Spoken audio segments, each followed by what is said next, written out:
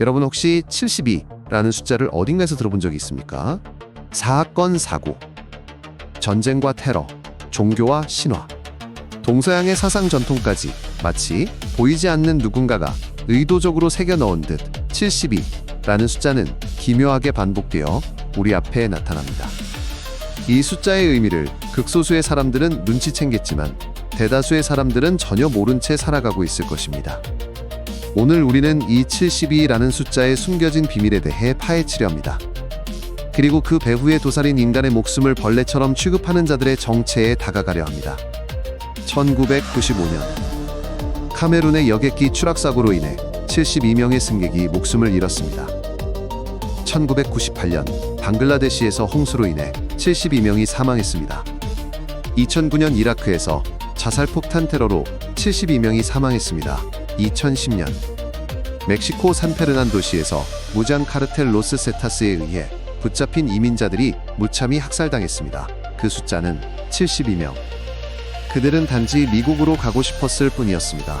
그러나 카르텔은 그들을 짐짝처럼 묶어놓고 마지막 순간 총으로 쏘아버렸습니다. 그리고 언론에 남은 숫자는 정확히 72명이었습니다. 2010년 이라크 바그다드에서 일어난 시아파 무슬림을 겨냥한 폭탄 테러. 도심 한가운데서 터져나간 연쇄 폭발로 쓰러진 사람들, 사망자 수는 다시 72명. 이상하지 않습니까? 어떻게 서로 다른 나라 다른 사건에서 정확히 같은 숫자가 반복될 수 있을까요? 계속해서 알아보겠습니다. 2012년 이라크 전역을 뒤흔든 동시다발적 공격. 전국 곳곳이 불바다가 되었고 국제 언론이 전한 최종 사망자 집계는 또다시 72명이었습니다. 2013년 시리아 다마스쿠스 동부에서 반군과의 교전으로 72명의 사망자가 발생하였습니다. 2016년 파키스탄 라오르의 한 공원에서 부활절을 기념하던 수많은 가족과 아이들 앞에서 폭탄이 터졌습니다. 희생자 수는 72명. 아이들이 웃으며 뛰어놀던 공원은 단숨에 피바다가 되었고 수많은 가족이 한순간에 모든 걸 잃었습니다. 2017년 파키스탄 세우안 수피 성지에서 종교적 축제가 열리던 그 순간 자폭 테러범이 몸을 폭발시켰습니다. 그리고 기록된 숫자 다시 72명. 2017년 아프가니스탄에서 이슬람 사원을 겨냥한 연쇄 자살폭탄 테러로 최소 72명이 사망하였습니다. 너무 이상하지 않으십니까? 수많은 폭탄 테러 속 사망자의 수가 72명으로 계속 일치하고 있습니다. 이쯤 되면 단순한 통계가 아니라 누군가의 서명이 아닐까요? 또한 2020년 수많은 목숨을 앗아간 코로나 사태 때 대한민국에서 하룻밤에 4명이 사망하여 총 사망자 72명의 시점이 있었습니다. 2021년 카불공항 인근 폭탄 테러로 미군 12명 등 72명이 사망하였습니다. 2021년 남아프리카 공화국에서 전국에 걸쳐 대규모 시위가 번졌습니다. 정부가 공식 발표한 사망자 수는 72명이었습니다. 2023년 네팔 예티항공 691편 여객기가 추락하면서 탑승객 72명 전원이 사망했습니다. 기종은 공교롭게도 ATR-72였습니다. 위키백과에서 ATR-72 기종의 비행기 사고는 단 하나도 빠짐없이 모두 추락사고입니다. 2023년 대한민국 손상 사망자 수가 하루 평균 72명이라고 보도되었습니다. 2023년 대구 코로나 하루 평균 확진자 수가 72명이었습니다. 2024년 스페인 폭우로 인해 72명의 사망자가 발생하였습니다. 2024년 10월 가자지구에서 이스라엘의 맹폭우로 어린이 13명을 포함한 72명이 사망하였습니다. 2025년 가자지구의 시파 병원장은 BBC와의 인터뷰에서 지난 21시간 동안 72명의 어린이가 영양실조와 기아로 사망했다고 밝혔습니다. 2025년 7월 시리아 다마스쿠스 한 성당을 목표로 한 폭탄 테러로 사상자는 또다시 72명이었습니다. 이 모든 사건, 전 세계 곳곳에서 일어난 서로 관련 없어 보이는 참사들이 어찌된 일인지 똑같이 72명 사상 및 사망이라는 흔적을 남기고 있습니다. 확률로 설명하기에는 이건 너무 많습니다. 마치 누군가가 전 세계의 참사를 지휘하며 언론의 특정 숫자를 각인시키는 듯 보입니다. 그렇다면 단순한 우연일까요? 그저 언론 집계의 일치일까요? 아니면 훨씬 더 의도적이고 불길한 의미가 숨어 있는 걸까요? 세월호 참사에서 이 숫자는 너무나도 많이 모습을 드러냈습니다. 수많은 희생자가 발생한 그 비극 속 안산시기독교연합회 산하 35개 교회들에서 세월호 희생자가 72명 나왔습니다. 다음 미디어에서는 72시간 동안 세월호에서 일어난 사건들을 시간대별로 재구성한 수모 페이지를 개설하였고, 그 제목은 세월호 72시간의 기록이었습니다. 또한 단원고 생존자 중 집단 심리치료를 받은 단원고 학생이 정확히 72명이며 생존자 중 수능 응시를 한 인원이 정확히 72명입니다. 세월호 참사 18일째 실종자가 72명이었으며 세월호 책임 촉구 집회에 참가하여 연행된 참가자가 72명입니다. 너무나도 반복되는 72명의 숫자가 과연 우연이었을까요? 72라는 숫자는 희생자들의 비극 위에 새겨진 또 하나의 흔적이었습니다. 이 숫자를 누가, 왜 그렇게 반복시키는 걸까요? 2022년의 이태원 참사. 그곳의 거리에는 사고 직전까지 악마 숭배의 상징 바포메트 간판이 걸려 있었습니다.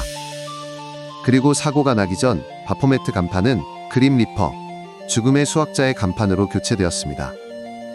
그리고 그 간판이 있는 자리에서 수많은 젊은이들이 한꺼번에 압사했습니다. 그 간판이 달린 장소에서는 사고 현장이 적나라하게 보입니다. 또한 해외에서 만들어진 이태원 사고 다큐멘터리는 국내에서 시청 금지가 내려졌습니다. 진실을 숨기려는 자들의 그림자가 보이지 않습니까? 간판이 교체된 그 자리, 바로 그 장소에서 참사가 일어났다는 사실. 우연이라 하기에는 너무 노골적이지 않습니까? 숫자 72는 비극만이 있는 것이 아닙니다. 세계 종교와 전승 속에 뿌리 깊게 새겨져 있습니다. 고대 솔로몬 왕이 부렸다고 전해지는 72 악마, 유대 신비주의 카발라가 말하는 72 천사, 그리고 신의 이름을 쪼갠 72개의 신성한 문자, 그리고 카발라가 신성시하는 최고의 천사 메타트론의 72가지 별명, 예수의 제자 수도 일부 사본에서는 72명으로 전해집니다. 공자에게는 수많은 제자가 있었지만 그중 가장 뛰어난 자는 정확히 72명이었다고 합니다. 이슬람의 시아파 전승에서는 카르발라에서 후세인과 함께 순교한 자들의 수를 72명으로 기록합니다.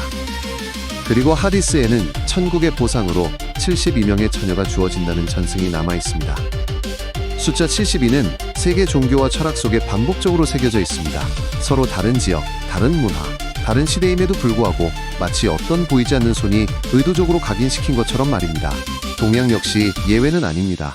서유기의 손오공은 72가지 변화수를 익혔다 전해집니다. 고려의 두문동에는 72명의 충신이 숨어들어 끝까지 왕조를 지키려 했다고 합니다. 수천 년의 시간과 수많은 문명의 차이를 뛰어넘어 72라는 숫자는 인간의 기억 속에 각인되어 있습니다. 이제 보이십니까? 서로 아무 관련 없어 보이는 문화와 종교 속에서 72가 끊임없이 등장한다는 것을 마치 인류의 무의식 속에 수천 년에 걸쳐 의도적으로 새겨 넣은 흔적 같습니다. 그렇다면 왜 하필 72일까요? 그것은 수비학과 기하학 속에서 답을 찾을 수 있습니다. 오각별, 펜타그램의 내각은 정확히 72도입니다.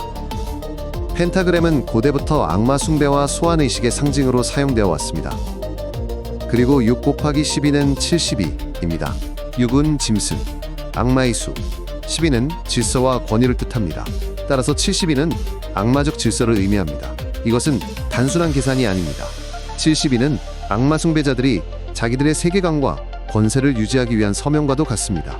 참사와 테러, 전쟁과 압사, 추락과 폭발 속에 반복되는 72명이라는 희생자 수, 세계 종교와 전승, 철학과 수학 속에 뿌리박힌 72라는 코드.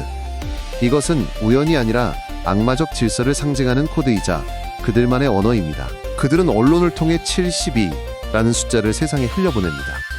마치 우리를 조롱하듯, 자신들의 힘과 통제를 은밀히 과시하듯 말입니다.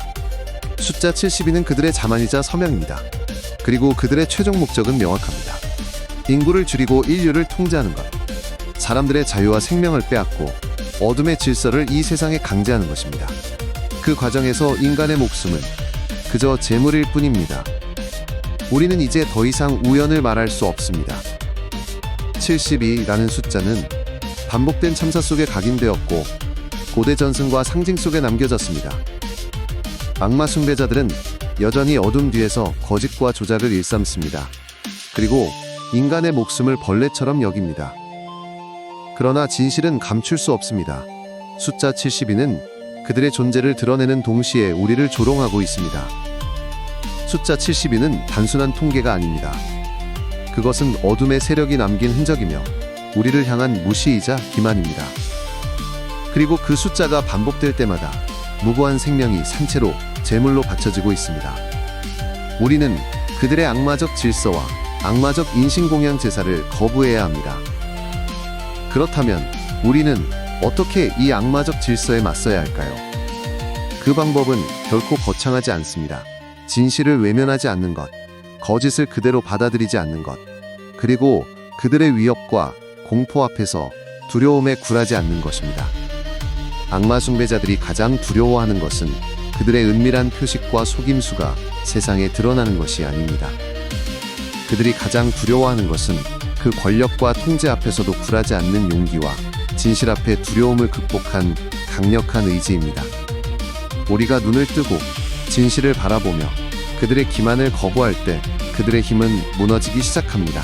두려움을 이기는 용기, 진실을 붙드는 의지, 그것이야말로 우리가 일어서는 첫걸음이며 숫자 72에 새겨진 악마적 질서를 깨트릴 유일한 방법입니다. 그리고 기억하십시오. 우리가 진실을 붙들고 용기를 내어 결단할 때 신께서는 결코 우리를 홀로 두지 않으십니다. 신은 그 결단을 도우시며 그 용기를 굳게 지켜주십니다. 빛과 진실의 편에 선 자들은 반드시 보호받을 것이며 끝내 승리하게 될 것입니다. 그들의 권력과 통제의 힘은 겉보기엔 무섭고 강해 보이지만 사실은 허상일 뿐이며 한없이 나약하다는 것을 깨달아야 합니다. 우리는 부당한 권력에 무릎 꿇고 아첨할 필요가 없습니다. 그것이 바로 진정으로 신이 원하는 길, 신의 뜻에 따르는 길입니다. 당신은 이 모든 걸 극복할 준비가 되어 있습니까?